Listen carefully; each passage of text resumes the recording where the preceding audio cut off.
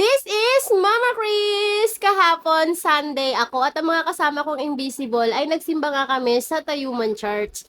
Dahil may paniniwala na sa unang beses mo daw magsimba dito, ang iyong unang kahilingan na 3 wishes ay matutupad. Kaya naman kami ay nagsimba nga dito at tinapos namin ang misa. After nun, nag-decide kami pumunta sa mall para na nga mag-lunch. At dito namin napili sa Sumunico.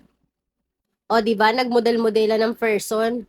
At ayan, habang waiting kami dahil nga 10 a.m. pa lang, nandito na kami, naloka na dahil sa gutom. Ayan, nagsasasayaw na. Sa sobrang gutom namin, sobrang dami namin agad nilutong meat.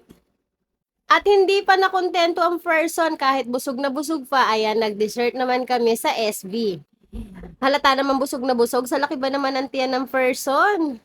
At yung katatapos nga lang namin magsimba dyan, tapos meron na naman kaming sinisirang buhay ng ibang tao na pinagchichismisan. Char! Joke lang yon. After nyan, pupunta naman kami sa pet shop para bilihan ng pasalubong ang aming mga fur babies. Siyempre, hindi pwedeng wala silang pasalubong, kaya dapat bibilihan natin sila ng pasalubong para happy din sila pag uwi namin. Binilihan lang namin sila dito ng treats. At nag-walking na naman kami. Kasama ko pa rin syempre ang aking mga invisible na kasama. At dito naman kami napadpad sa Tom's World. Diyos ko, yung mga kasama kong invisible, abay maglalaro pa, nag-aalabata.